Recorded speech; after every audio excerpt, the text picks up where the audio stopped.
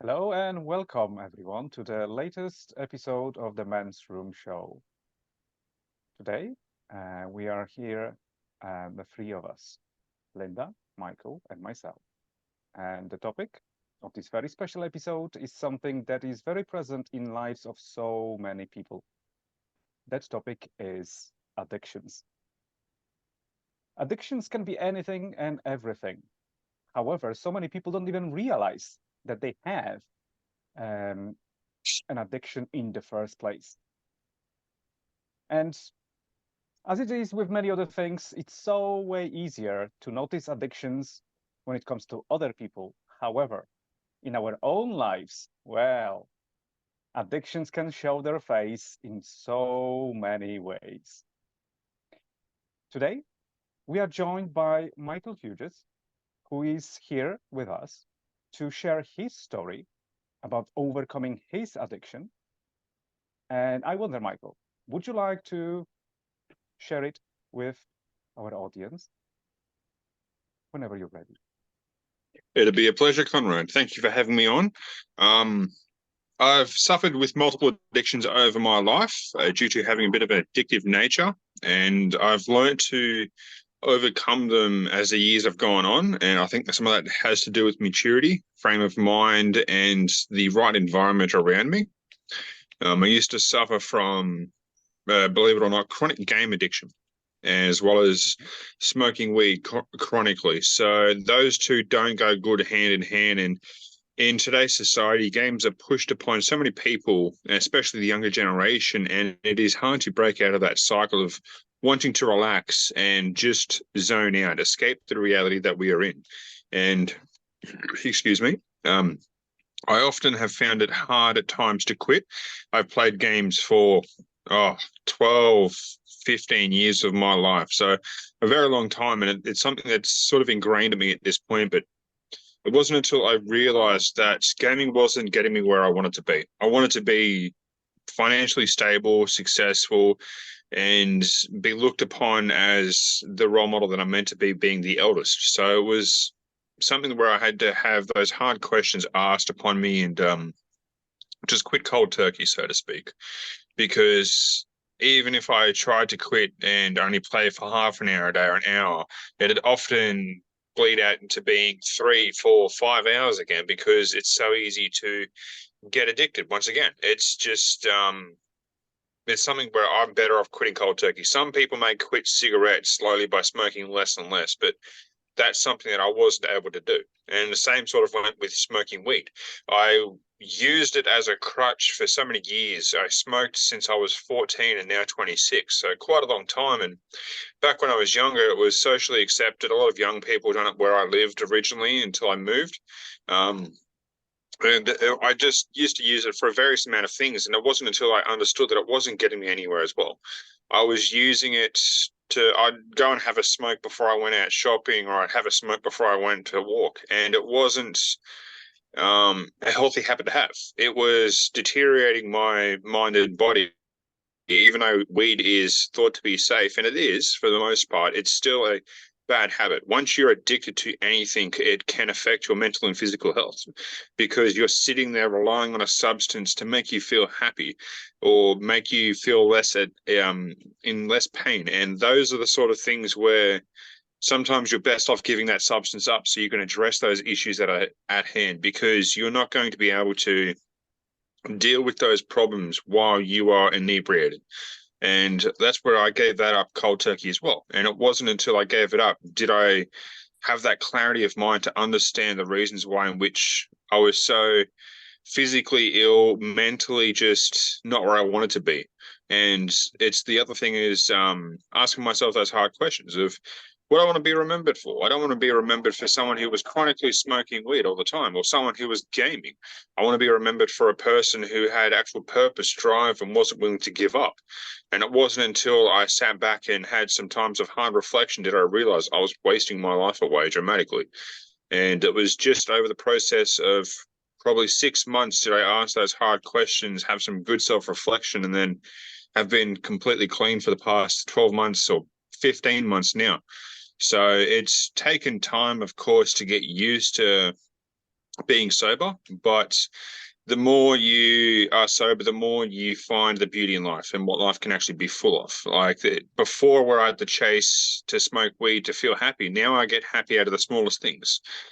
Because when you're chronically smoking weed, it ruins your dopamine receptors. But now I can help someone and feel that sudden rush of happiness come over me because I'm doing something good. I'm actually doing something to help someone else, opposed to trying to be happy when I'm unhappy by doing things that aren't getting me in the right places.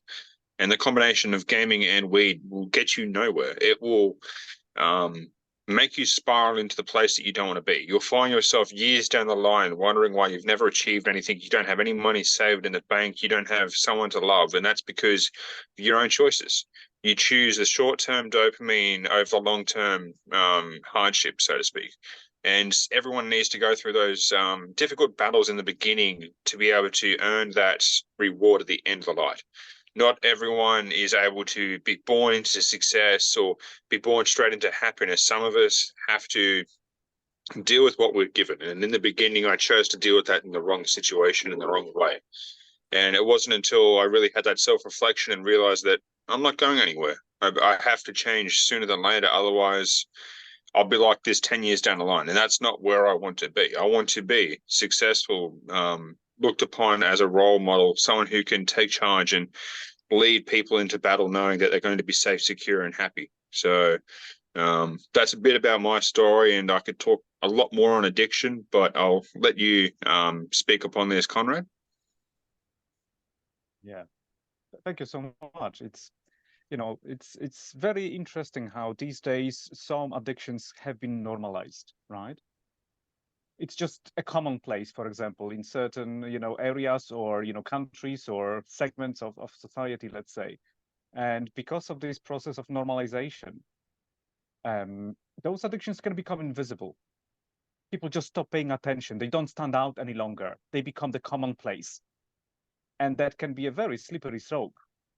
And I wonder then, what have you noticed when it comes to the culture of people of your age and younger, when it comes to the use of, for example, video games and or smoking weed, when it maybe in the context of escapism, maybe in context of seeking comfort, or maybe in another aspect altogether? One of the things that I noticed is we often do it because everyone else does it around us. We don't take the time to think for ourselves and think about the why in which we're doing these actions. Because for me, gaming was something that was looked upon as being interesting, cool, and fun. Because I first started playing the Game Boy and the Nintendo 64. I may not be the oldest, but they're the consoles that I started out on. And for me, it allowed me to escape a bit of my upbringing, which wasn't the best. And that was one of the reasons is games allow you to escape the reality that you're currently in. And combined with weed makes you happy when you're not. So we all have our own reasons specifically for why the choices that we make, but they're the ones that I sort of chose. And as I grew older, I just kept saying, oh, everyone else does it, so it must be fine. It's so many million of people play games, it must be fine. And it wasn't fine. It was actually far from it. And it wasn't until I really asked myself, what am I doing with my life? And it wasn't much. I wasn't happy with a lot of different aspects. And I sort of had that point of clarity when I was sitting there and I just kept smoking and I was wondering why I was coughing so much. My physical health wasn't where I wanted to be. My mental health wasn't either. And that is also in due to gaming because you sit around all day and sitting isn't healthy for the body. You're better off getting out, walking around and exercising. And that's when I realized that I had to give up two of my favorite things. Well, they were my favorite things, I must say, as well, because back then that's all I knew. I didn't realize that you could fall in love with making your own business and being successful, being able to help other people with their own businesses. And that's what I sort of realized over these months is everyone's choices is up to them, but it's not until you have another choice to take do you realize the opportunity that you're missing out on. Most people think that smoking weed is all the end all and be all. They'll never get another option to be happy or be successful, but all it takes is for someone to come along and show them the right way in which to act and which to be, and then they can start looking at life a little differently. Because I had no one from the outside saying you should stop this or you shouldn't be doing this, and that's what really affected me in the beginning. Because I had no one to pull me up and say, well, you better stop because this is going to be a slippery slope. I just had to learn the actions for myself, learn the consequences. And that's when I had certain influences come into my life 12, 15 months ago, and really helped put things into perspective. It allowed me to take an attitude change, a mentality change, and become the better person that I am. Because sitting there doing the same activities day in and day out isn't going to get me anywhere. It's going to reverse what I want to do in life. And it wasn't until I had someone come along and be like, well, if you can still be successful, you can still be happy and have the life that you want if you're willing to work for it. You have to do the hard work in the beginning only because I've made it hard for myself. If I started all those years ago when I was younger, it would have been a piece of pie, so to speak. I would have been able to use my youth to learn the information that was needed. But because I wasted it away, I had to make that up through sleepless nights and long days. And it's gotten to the point now where I can ease that back, so to speak, and relax a lot more. So I definitely think that we are products of our environment. If you've got 1 million people sitting in a room doing the same activity, you're more likely to do that activity unless you've got 1 or 2 people in that group that are doing the opposite. And that's when you might shift towards those people that are standing out from the crowd, being the opposite of what you expect, because no one sat there and told me not to do these things. Yes, I had the occasional comment, but no one was the straight person leading me and being the role model that was needed back then. And I learned that no one probably will ever be that role model. You've got to stand up for yourself and think for what you're doing with your future. I could talk about this for hours and hours, but I'll give it back to you, Konrad. Linda, what about you then? Would you like to ask Mikeul a question? Yeah, he's actually taken all 3 of the questions I was going to ask, and he touched upon them. And so one of the things I was wondering about, was what your pivotal moment was where you decided you wanted to make a change. And then you said, well, there wasn't anyone here telling me other than a few people here and there, and that it wasn't until recently someone did come into your life to help you. And so I guess I don't know who that person was in your life necessarily, and you don't necessarily have to say exactly who they are, but what exactly did they do when they came into your life that was different than the few nudges that happened maybe early on, but nothing really changed? They showed me exactly how to be. They showed me what a man is meant to be. A man is meant to be able to provide for their family, for their partners and their kids. There should be that role model that everyone else looks up to, and be able to be proud of the person that you are. And it wasn't until I sort of had those questions asked to me, are you proud of the person that you currently are? And that was a no. I wasn't able to do the things that were required. Like, God forbid something happened in the family and we needed money and I couldn't help. That's what sort of sparked a lot of interest, because I was wasting tens of thousands of dollars a year on games and weed. And it wasn't until I really sat back and they helped put a lot of things into perspective. And I won't tell the role model only because it's a controversial role model that most people don't agree with, only due to his controversial views. But he's probably the most positive and beneficial male role model that has come around this side of the century. So, and that's where a lot of males don't have the role models that are needed. We grow up in a society where males are told to be the lesser man, that we shouldn't speak up, that we shouldn't take action and charge into battle. But that's the way in which men have always been. And I was taking the secondary role of just sitting there shutting my mouth and dealing with what I've got, instead of saying, no, I'm not happy with these circumstances. I want to be able to provide. I want to be that role model that everyone can look up to, that positive influence, and lead by example. And doing the actions that I wasn't getting me there. I could play games for another 10 years and continue to smoke, but that's not going to get me where I want to be. My goals have shifted, and now I've been given goals, so to speak, because I had those hard conversations with myself. Too many people will sit there and be like, I don't care about 6 months down the line, or I don't care about my health. And that's not the way you should think. You should think that if you want to have fun and be around in this lifetime, that you should care about your future and your health. And most people put limitations upon themselves and think they'll never break out of that. And it's understanding that you can always push your limits. Just because you've struggled in one area before doesn't mean that it has to always be that way. I used to struggle with different aspects of learning and communication, but I didn't let that define me. I pushed out of that. I was willing to push the norm, so to speak, and push my limits. And most people think by smoking weed, that's all they'll ever know. That's their limits. That's all they can be good for. And it's pushing past that limit, knowing weed's not going to make you happy at the end of the day.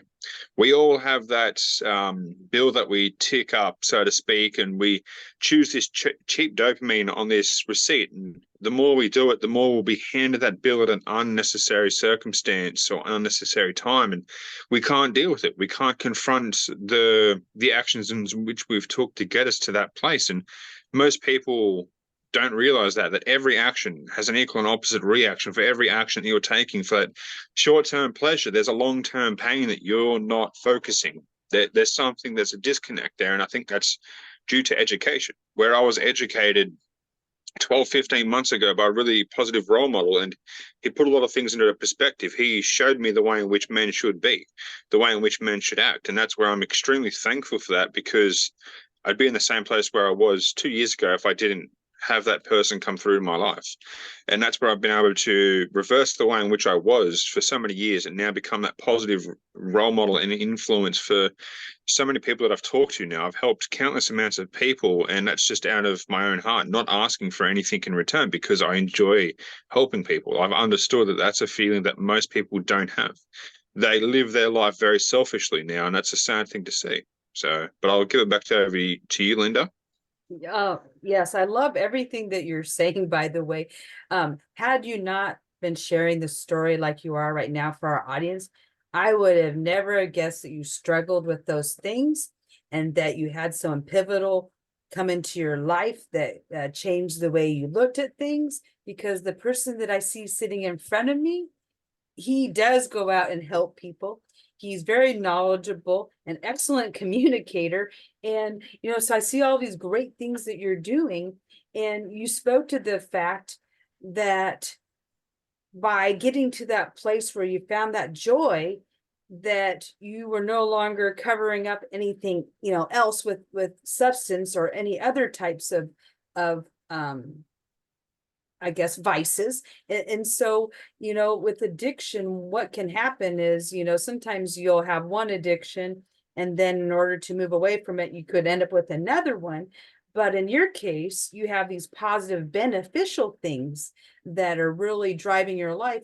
And because, the core of an addiction is doing something that's so pleasurable and so valuable that you don't want to quit it. And so instead of having the one that's not serving you, you've got one that's serving you really well, and it's actually helping the people around you as well. Because if you're out there getting educated on different lines of business, and you are helping other people that may be in a similar situation as yourself to move forward and to have purpose and to find something they enjoy. Because you talked a lot about not just sitting in stillness and entrepreneurship, it's creativity at the core.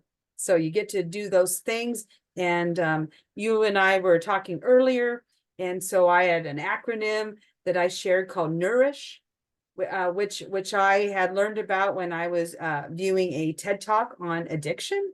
And so really, I'd like to share that, because when you were talking, I'm thinking about how you were doing all of those things. And so Nourish stands for notice nature, observe your breath, uniting with others, replenish with food, initiate movement, sitting in stillness, harness your creativity.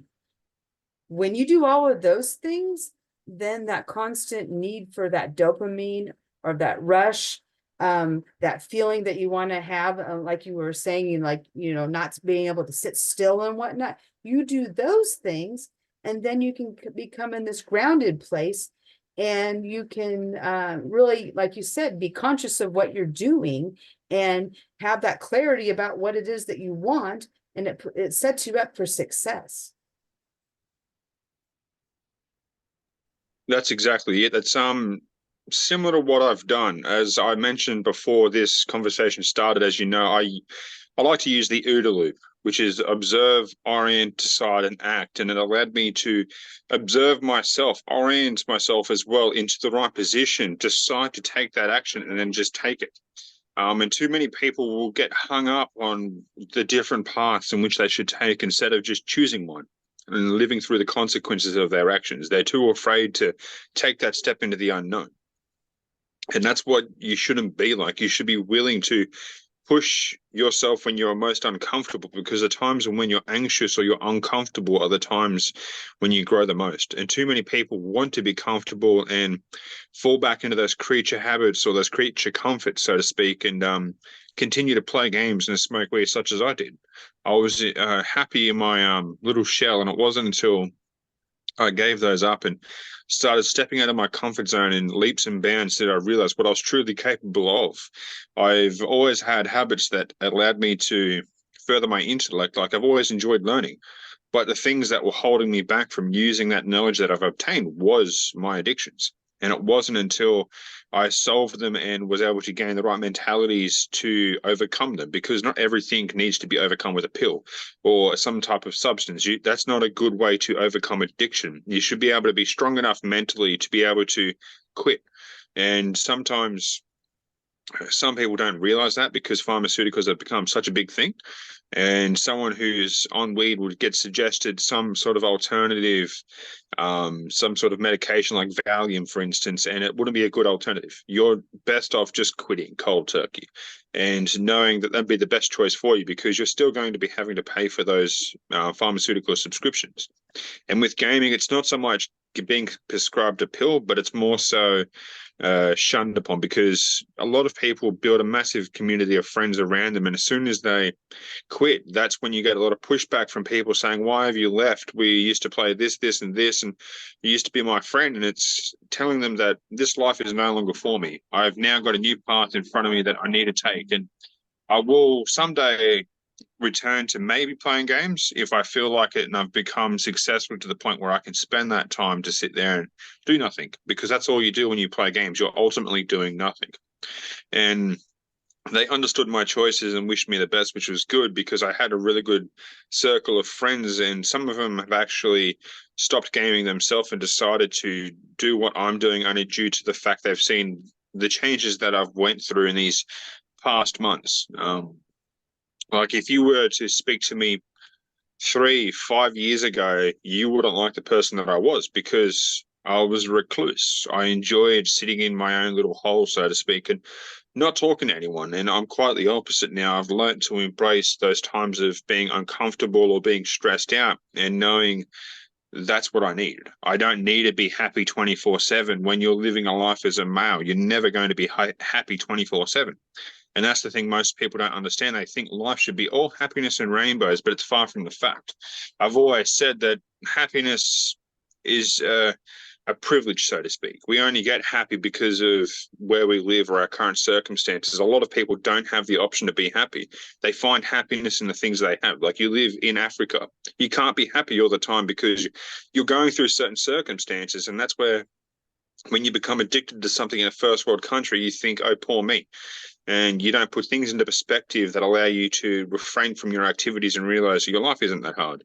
Just because you're smoking something and it makes you feel one way doesn't mean anything. Or just because you're gaming and you're addicted to it doesn't mean that has to be the end all and be all. Because there's people that are given circumstances in their life that they have no choice but to do. Like, there's certain people out there that have to walk miles for water, and we're privileged enough to be able to not be in that circumstance, and people will still find the way to try and be unhappy and think that's a bad way to be. But being unhappy is a part of life. And that's what I've sort of learned with quitting my addictions, because I wanted to stay happy 24/7 by playing games, allowing me to escape my reality, to hide away from the harsh realities that were life. And same with smoking, because it makes you feel happy when you shouldn't be. And too many people will find different ways to be like that. Even drinking alcohol. Like, I used to be a bit of an alcoholic when I was younger, and I had to stop, not because I wanted to, but I had to because I started spewing up blood. And that's because I was sitting there drinking straight spirits at such a regular interval that it obviously has caused some internal damage. And I just quit cold turkey because I want to live a happy and prosperous life. And I really came to that conclusion in the past, 12, 15 months, because too many people just choose to be happy. And that's where I say to people, you can be happy, but you need to be willing to go through those hard times in order to earn the privilege to be happy, because not everyone has the availability to just be happy all the time. Some people need to sit there and work those hard hours in order to afford the time to have with the family, to go spend on trips and stuff like that. And that's something like what you've recently done. You've probably worked really hard lately and you're able to go on a trip and enjoy yourself and have that fun time to know that you don't need to work, you don't need to worry about anything, even though we may still have that ingrained in us how we'd like to constantly be doing something. And it's hard to refrain from that once you've chosen the addiction that is improving your life. It's hard to step away from that and just take your foot off the gas. And that's what I found with taking breaks. I don't even want to go and do gold prospecting anymore because I'm like, I love work. I love being able to just constantly learn and do things. And it's hard to step back from a good addiction because all addictions can have negative consequences in ways we don't see. And that's where, for me, I realized with my amount that I work, it's impacted my family life. It's impacted the relationships in which I've had with my friends. And it's learning to take a step back and just give them a call every once in a while and make sure they're okay. And because I used to do it all the time, I used to sit around with my family and we were always used to chat. And it wasn't until I replaced one addiction with another, even though it was a positive addiction, it could still have a negative consequence. And that's definitely taken that moment just to unwind and not touch the phone, not look at the computer. And it's a very hard thing to do nowadays, I found, even though it is good. I'll let you go back to it though, Linda. Oh, I wanted to applaud you for bringing that up because we've been talking a lot about substances, but there's also addictive behaviors and the whole being a workaholic and grind it until you get it. That's something that can happen when we're doing entrepreneurship or creative ventures. And you hit it right on the head when you said that you want to work so much that you don't want to take that break and go do that thing, or you don't really engage in your relationships with your family, your coworkers, your friends, because you are enjoying the creativity and the work that you're doing. And that is very true. I've been there myself, so I'm not exempt. Actually, when we were preparing for this episode, I was going through a list of all the different types of addictions, both substance and behavioral. And I'm like, okay, we'll check this one off. We'll check this one off. I'm like, okay, how many do I have here? So what's good about it is, acknowledgement. You can acknowledge that you might have an addictive behavior, or you might have an addictive substance that you want to take care of. And so really it becomes, okay, you got to own it. And then when you own it, you might need to ask other people to help support you so that way you can move through it. Because we talked about, you can't be happy all the time and that you're going to have other things that happen. That's true. I think a lot of times we want to be in that euphoric state. And really, you're going to have the days where they're just normal or not as exciting or even blah. And so we just need to sit with it. You need to sit with it, process it, and then move forward with it. And so when you're not doing that, and then you're doing these other things, you got to have the support to get through it. And so sometimes it works to, phone a friend and to talk about it, have someone you can confide in that will listen to you and not judge you and just listen, not fix you. Other times you might need more of that professional support, where you might need to go see a counselor, psychologist, coach, or someone else that a practitioner that can work with you, because really, the addiction is really hard to overcome when you will continue to do these things because it feels good to do it. And when you don't do it, then you get the withdrawals. And so then you've got this up and down thing that's happening with you. And so that's what you got to learn how to navigate. And you know, feeling it, whether you really want to or not. We don't usually like to feel bad, but sometimes we just need to do that. And then we realize that when we are paying attention to our breath, we're going outside, we're going and exercising. The runner's high, that's great. That's a great one to have when you are starting to feel that way. And I know that when I'm putting in long hours, if I'm not exercising every day or so, I got to get out there and go do something, because otherwise I'm going to not be reacting. I'll be reacting to things rather than responding. And any challenge that comes my way, whether it's in my job or my family, I'm going to not handle it very well, because I am so strung out and in frenetic energy that I can't handle things right. And so, you know, just knowing that, you know, recognizing and then asking for people to support you. So, you know, normally it's in our family, we know that I need to go out and do something physical every other day or so, or I'm gonna get to that place where I'm no good to nobody. And so, you know, protected time that you go and do. We do family exercise time now. So we have a membership. We go and do it, and everyone goes. So it's so, you know, that's a good way to do that. And what else would I want to say about all of this?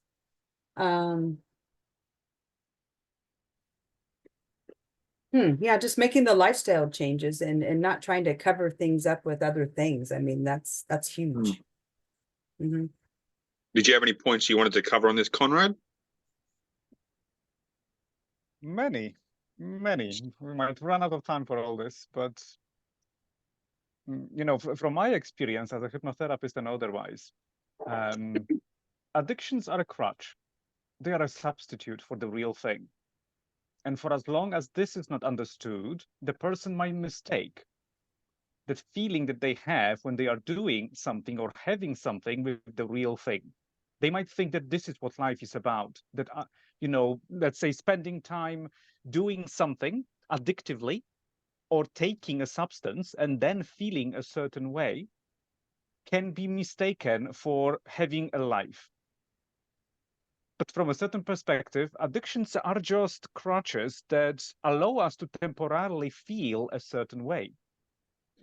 And whether it's, for example, smoking weed that creates that artificial feeling of happiness and peace, it's not within. It doesn't come from within as such. That person isn't naturally happy and peaceful just yet. They are just taking a substance to have the temporal boost of those feelings.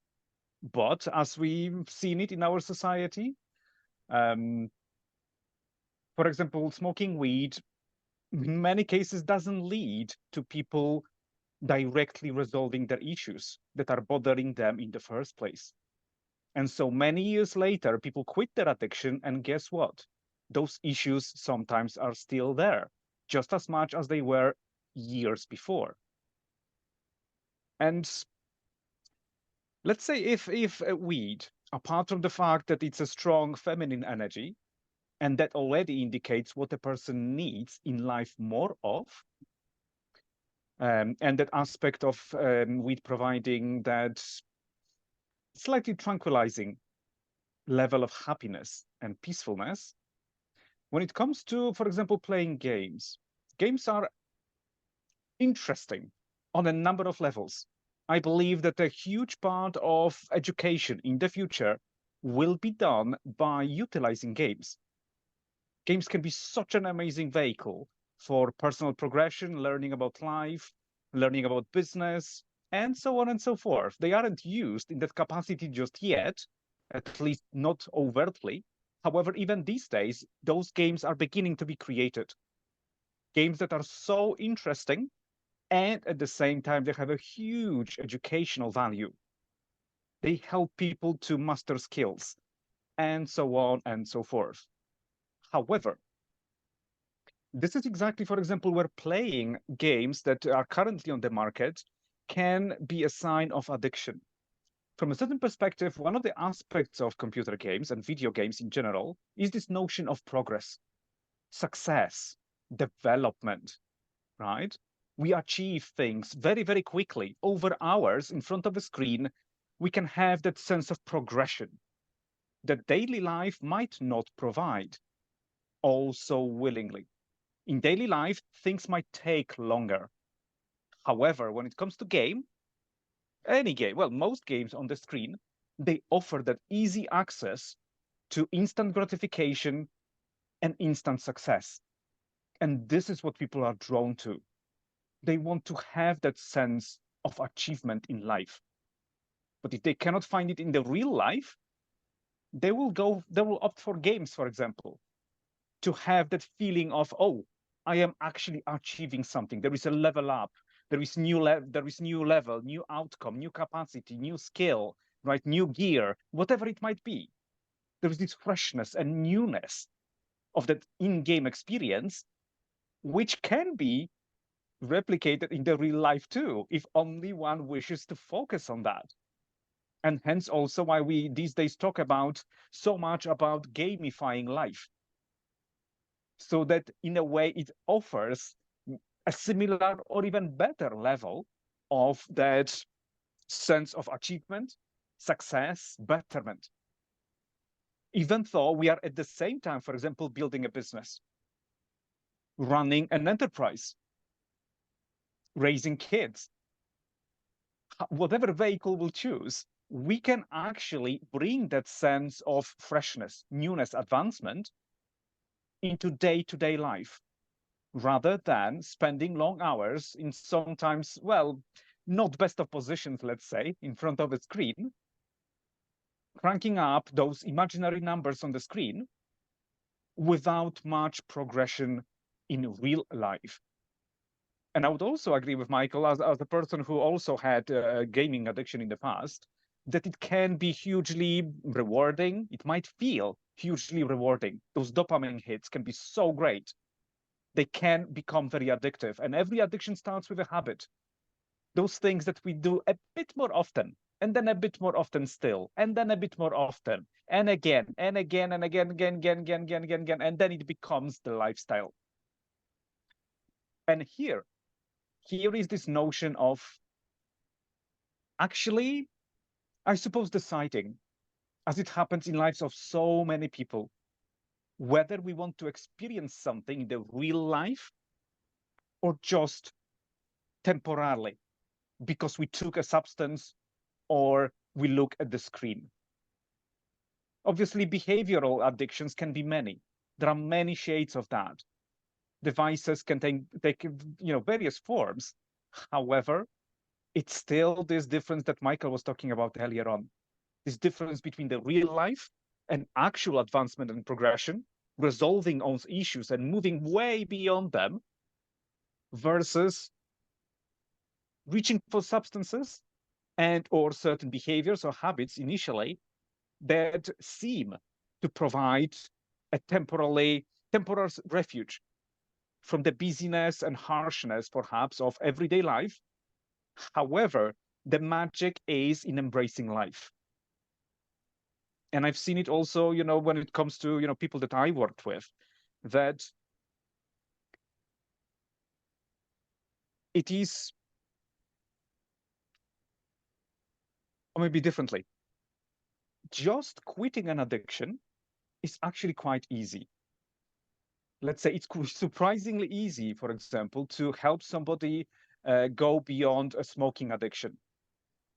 But if one isn't careful, that person might just substitute one addiction for another. And that is actually very common.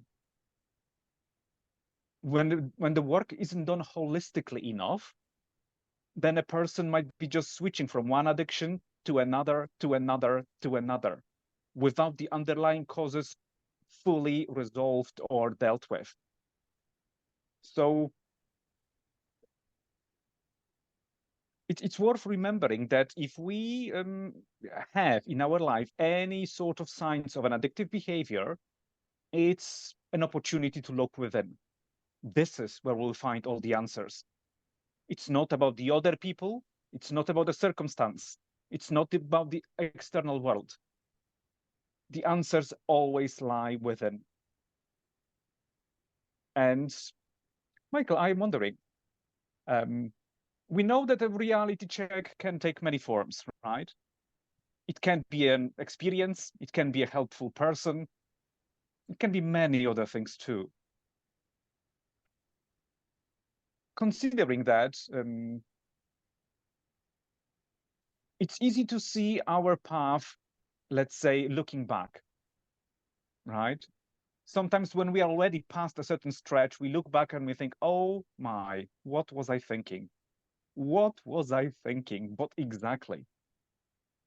What do you think? What would be the best way to inspire people to have a look at their life as it is currently and help them to realize that, maybe it's time for a reality check. Maybe it's time to have a good hard look at one's life and decide that maybe enough is enough. What do you think? There's an interesting question you've raised, because it can go in a various amount of ways. And the way in which I would go about it would be, if you're still doing your current activities, where would you see yourself in 10 years if you continued on the life that you are now? Would you be happy with your achievements or lack of achievements in that set amount of time? If you continue to game and smoke weed, would you be happy with that being all that you were known for, never being able to see your true potential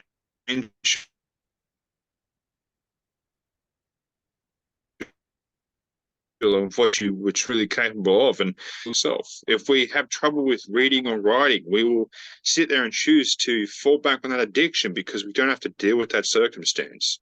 And that's something where people will have outside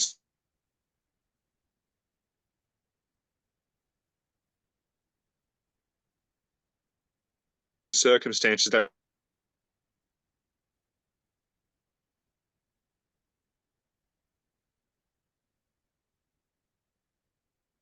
affect their addiction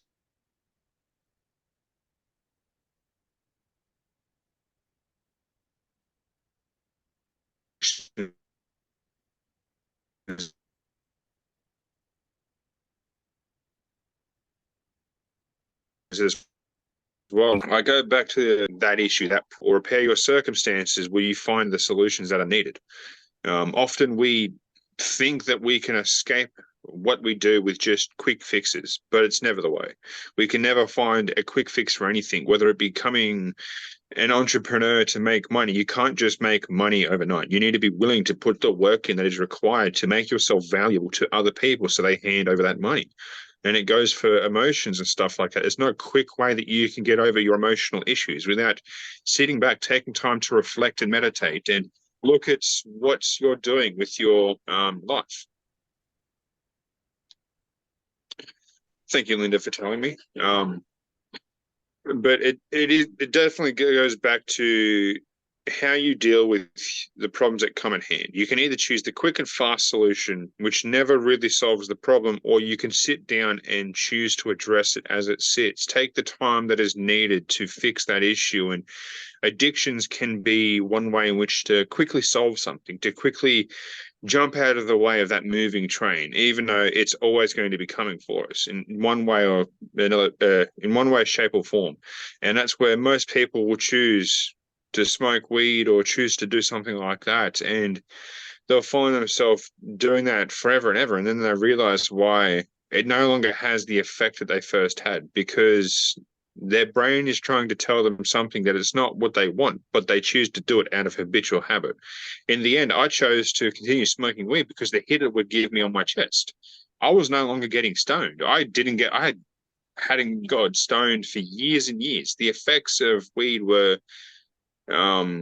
so small that it made no sense for me to continue smoking. My tolerance was so high that I was able to outcompete and outsmoke the most experienced smokers. And it wasn't until I asked myself, why?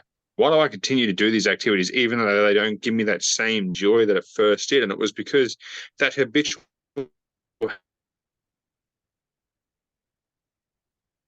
habit that's been ingrained in me. And that's because you were saying about gaming or doing that one activity that we love. It goes from spending 10 minutes on it a day to 20 to 30 to 50 minutes. Before you know it, that's your entire day gone. And I also do believe that where you touched upon replacing one habit with another is a thing that we often do. We often go from one substance to another thinking that's going to be the solution, but that's never the solution. There are healthy habits in which you can take up, but all habits have a toll. And it's understanding the consequences for the actions in which you take. For all of us here, we often have probably a bit of an addiction with working, with elevating one's mind and body. And it's hard to break out of that addiction that is rewarding, because it is a positive addiction that helps move that needle forwards each day. It helps get you that little bit better by even just 1% each day. But it still can be dangerous because you miss out on those connections. And we can always get energy back, but we can never get time. And that's the one thing most people think when they choose to take in a substance or give into games, is we're giving away that time. That's a currency that we can never get back. And that's what most people don't understand. The more we waste that time, the more we will waste those potential moments that we could have a meaningful connection, that we could make something for ourselves, that we could do something extraordinary that we never thought possible. We can always just go to sleep and wake up full of energy again, but we can never, ever get that time back. And that was one of the other aspects. I wasted years of my life doing just meaningless activities. And it wasn't until I understood that I'm not going to get that time back ever. And I needed to take proactive action on the things that I was doing. Needed to give up in order to become the person that I wanted to be, in order to have the freedom that I want, so that way I can game in the future, because I'm not going to be able to continue those life choices the way I was going. And that's something, again, most people struggle to deal with, is they're happy wasting time. And it even goes to social media.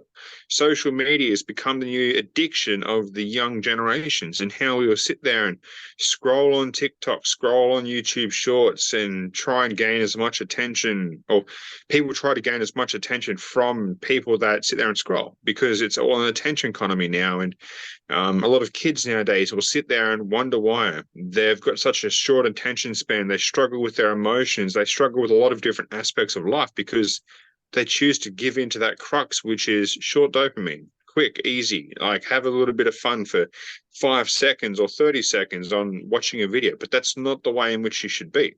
I still have the addiction of learning, but I've understood watching YouTube videos can be a slippery slope. You can go from learning a subject, like, for instance, something that I've been recently learning about is nuclear physics, and watching videos around that. But I can often go from that to watching just meaningless people fail or mess up and try to have a bit of a laugh. But that's not the way you should be. You should always be able to have that second voice to pull you back before you go into that deep water and be like, whoa, that's not what you want to be doing. You want to continue with the goals that you had at hand. And for me, it's establishing that second voice. When I finally quit addictions, it was saying, no, I can't give into that, because if I give into that, I'll be where I was in the beginning, and that's not where I want to be. It's having that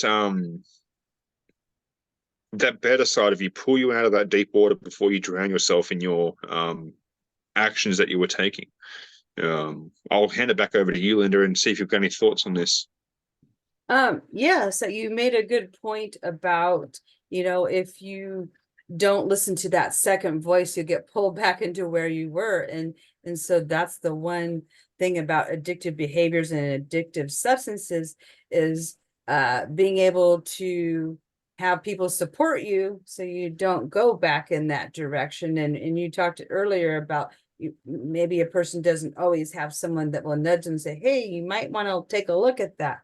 And so when we don't have people giving us that nudge, hey, you may want to look at that. Or maybe you do have someone that tells you, but you just don't listen. That I don't have a problem. I can control this. I got it. You don't need to tell me. There's that voice too that happens to us. So, you hit upon social media and the scrolling and the dopamine hits, and everything in life now is digital. Communication, what we're doing right now is digital. You could be doing this 24/7. And I was reading a study, I can't say where, but I was reading it, and it said that screen time should be limited to 2 hours a day. Well, I'm probably doing more, probably like 10 if I had to say. And so that's not good. And so it's like, okay, what do we do as a society so that because we're in the 21st century, we're doing all this digital and work from home, and learning is important, and so there's so many different ways that you can do it, and it's like, in the end, is it worth it? I guess to be in this state of wanting to learn and grow and do well in business, economy, just humanity in general. If we're shooting ourselves in the foot, we're not helping young people to be able to process their emotions. And you talked about having that community when you're gaming. I mean, community for a lot of people is really important, and so that's just one area. And so it's like, okay, how do we get community in a way that's maybe not digital for those kids or those adults? Any of us. I mean, I like community too, so I'm very on digital and social, and so yeah, I do get the nudge once in a while. Hey, need to tap out. We need to go do something else, and I'm like, no, I need to go do this, and so there is that pull, and so I'm admitting it. I'm in the same place that these kids are, and so I'm not that younger generation. Last time I looked, so it expands from the younger generation to all generations. I would say that where we're doing this, and so how do we support and help each other? And I guess it's through what we're doing today: education, awareness, having systems, so that way we are processing emotions, we are getting out and getting our needs met in other ways, so we're not constantly trying to cover them up or not paying attention to them. That is definitely one thing that I try to strive for, is getting a community around you. And sometimes we have to reflect on the friends in which we have, because the friends sometimes that we have pull us down, don't help push us towards our goal. They are that negative drain on our existence, so to speak. And that's where it's sometimes best to cut that rope loose and let them just be themselves, because you'll always have people around you that want to uplift you, that help push you forwards towards your goal and see the true potential inside you. It's just finding those people. Sometimes it's having to remove yourself from the friend circle that was no longer beneficial, as I had to do with gaming. I really enjoyed it. I had some amazing experiences. I talked to the most insightful people, but I knew that's not what I needed anymore. I knew I needed to go to the new stepping stone on my new path. And I had to leave that circle of friends behind, even though they were positive, that were still doing the same bad addiction that I was. And that's where I sort of understood that that's not going to get me where I need to be. So I left that, and you will always have times of loneliness when you leave a community of friends. Mm-hmm. And it is a hard thing to deal with, because that's where you get that pull back to, well, what if I just go to talk to everyone again? And you start having those same problems come back up, and you're like, but I just wouldn't mind having a talk without the addiction side of it. And most people struggle to even do that. And that's where I learned it's best just to let them go completely. And if they will continue to be friends, they'll come to you, but out with conversations away from what you're trying to get away from. They'll understand that you're trying to leave gaming, and they will talk to you just as a friend, instead of someone being like, oh, jump on GTA or jump on something like that and let's just have some fun and waste time. And that's not the way it should be. Most people do struggle to find that friend group, and it's because it's so easy to find the wrong type of friends nowadays online. It's harder for us to get over that anxiety to go out and meet people in person, because meeting people in person, like, it might be not what it used to be 10, 15, 20 years ago when you were growing up. Back then, you didn't have all this digital technology for people to sit there and scroll on, and you would sit there and talk to someone and they're just on their phone ignoring you. And I've found that if someone's genuinely interested in you, they will not sit there and waste time while talking to you. They'll give you their utmost attention and devote that time that they have with you to help you, instead of just wasting it because that connection is not important to them. It's finding those special people again. And sometimes those special people could be right in front of your eyes. It's only due to the actions in which you've taken that have pushed them out of your life. And it's reestablishing old connections that can sometimes help bring that friend group back to fruition. Those are really great words of wisdom right there, is, staying in places that aren't serving us, walking away, is better, and then finding those people that lift you and grow you and get you in the direction that you need to be going in. And yes, it's not always easy to make friends and to do all those things. However, it's to our best benefit, to ourselves and the people around to do that. And so, as I'm listening to you speak to us today, Mikeul, you have a lot of resiliency flowing through you, and so it's wonderful to see that happening. And for anyone listening, that they can hear that where you were and where you are, it's miles apart. Again, if you hadn't shared your story, I would not guess all of those things. I would have no idea at all, because I see this person that's curious and thirsty to learn and to apply new concepts and to help other people and to be, a productive member of society. I see all of those things. And so I just want to acknowledge that your hard work is putting you where you want to be, which is to be remembered by somebody that serves. If I had to sum it up into one word. That's exactly it. And it's something that most people don't understand is the strongest characters in which we meet often go through the biggest hardships. And I may portray a person that is confident and capable, but I had to go through those times of turmoil to find who I truly was. Some people are born into that confidence, into that perfect person, but other people are forged through the fires of hardship, I've found. And that's where I've been that type of person that I've had to learn the extremely hard way. But by learning the hard way, I'm able to shortcut other people's lives and give them the lessons that can help them speed up their progress and be 10 times more successful. And it's understanding that not everything will happen overnight. Some actions that you take may take years to show the result, but it's sticking into those actions day in and day out, not giving up. It's like a good example of working out. You're not going to see the results of you working out after one day or even 1 month. It can sometimes take years for you to get the body that you like. And it's the same with being mentally strong and fit and being able to do things that most people find extremely difficult or hard to accomplish. And that's because you've had time to build that muscle up that is your brain. You've had time to self-reflect to such a point that you're able to combat any sort of addiction that comes your way. As soon as someone says, "Oh, try this," you're able to try it and then leave it. That wasn't for you. The benefits and the downfalls of what you've taken. And that's the thing. You're able to be more mentally strong because of it. You're not going to give in. Like, you could have people come along, and a good addiction could be sports, and knowing that sports can be extremely fun, but too much of a good thing can still be bad. You can still sit there and surf all day or skate all day, but it's not going to accomplish the things that are needed.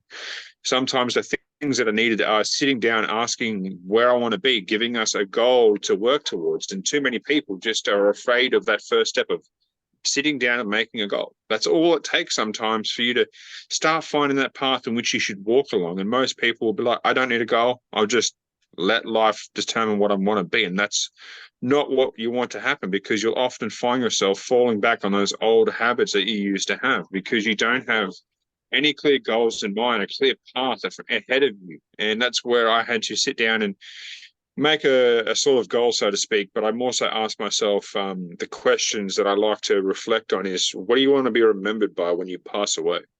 What's the people at your funeral going to say about you when you're no longer here? And that's just it at the end of the day. I want to be remembered for the qualities that I currently have now, not the qualities I had when I was addicted. Too many people are quick to say, "Oh, I'll deal with that when the time comes up," instead of being preemptive and preparing for circumstances that they can't currently see. Yeah. Well said, Mikeul. I suppose this is also one of those really easy reframes that we can offer, right, to people. And this is also, what I have used working with clients, coaching clients and otherwise, is this notion of what will be your legacy? What would you like to be remembered for? Because this concept many people can understand. No matter how deep down they've decided to go down the rabbit hole when it comes to a given, for example, addiction, they can still understand this notion of, okay, what it is that I would like to be remembered for. And that can serve as this very acute and beneficial reality check. Is it what I have done over the last 1 week, 2 weeks, 2 months, 2 years, 5 years? Or maybe, just maybe, I can raise my game and be remembered for something else altogether. With that also might come some hard choices, by the way. Just like you said, Mikeul, it might mean changing that social circle. Yes, it might be that we won't be on the same, let's say, we won't be relating to the same people any longer the way we used to do. And that's okay. And that's exactly okay. There will be new friends. There always are. There is, what, 8 billion people on the planet? There are always friends to be had. Yes, there might be different friends, but we will always find them. So many people tend to stick to friends they have, even though sometimes they already turned into frenemies, friends who are actually enemies, just out of this lack of belief in self, perhaps, lack of belief that one is lovable, that one can find new friends and new connections. However, life shows that one can always develop new relationships. That's exactly perhaps how the game is played. Yes, sometimes we do have friends that we hang around with for years and decades. Wonderful. However, many of them will go and be replaced by new people. And out of so many people available, there is always somebody to choose from.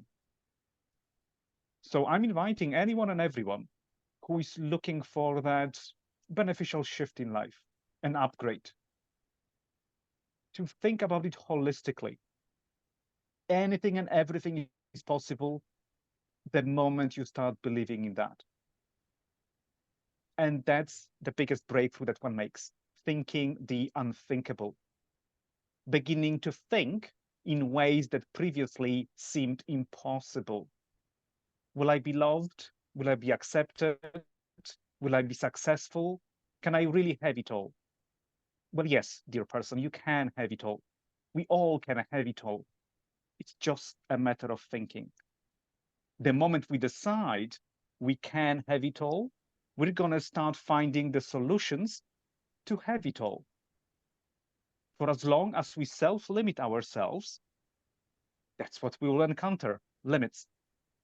However, the moment we put the limits aside and decide that we want to have it all, well, this is this is where miracles enter our life. And I mean miracles in capital letters. For a certain reason, we all build our own cages. And that's what it is. The cage of the mind can seem impossible. However, it just takes a moment to step back to realize that there is a door wide open that is leading out of that cage. However, when we are a bit too close to the bars, we might not be able to see it just yet. Therefore, this moment of detachment, giving oneself space, just to have a good look at one's life, only to realize, oh, to the right, there is an open door. And walk right out of that cage, only to realize that there is life beyond that. And this is what we also see these days, more and more often, person after person, family after family. People actually taking back their personal power, sovereignty, decisiveness, realizing that nobody will make those decisions for them. Some decisions we have to make ourselves. And this is what changes the game altogether. The moment we decide that we are decision makers in our own life, rather than waiting for the government, neighborhood, the family, friends to save us, to provide for us, to substitute that which we seemingly cannot have. And yet, experience shows that we can have so much. way more than we initially suspect the moment we start believing in that. And on that note, I am inviting everyone, anyone and everyone, to give yourself some space, to give yourself some love. For the moment you start loving yourself truly and fully, you begin to start making much better choices. So with using the words of the poet and artist Adam Roa, treat yourself like the person you love. And that's so important. The moment you love yourself enough, you will never settle for less. You will never settle for a lesser outcome, for you wouldn't want a lesser outcome for your loved ones, would you? So a certain key that can turn the situation upside down and provide options that seem impossible in the past is self-love. Loving one's self truly, fully, always, and in all ways. So, hey, I hope that today's episode will bring, well, a good handful of inspiring ideas and will hopefully also spark a further conversation in regard to what our lives could be like and what this new upcoming society could be and should be all about. So over to you, Linda. Yes, thank you for those words there. The self-love will actually serve us in so many ways. And so thank you for weaving that into our ending here. And what I wanted to share was on the men's room here, we talk about many issues that are important for men, by men, with a woman's perspective, which is why I'm here. And really, we are building this community of viewers, just like all of us. You guys are just like us, and we are inviting you, if you are someone that would love to come in, that would have a topic of interest that you would like to share, either as a one-on-one interviewer, or we on some occasions we will do a panel interview and have a topical discussion of many people. We entertain both modalities. And so if that's something that interests you, then we want to hear from you. And so we will have the link where you can contact us if you would like to interview or know someone that would. And we have several amazing individuals lined up over the next few weeks. And so we want you to tune into the men's room, where we'll have more of those conversations. Thank you.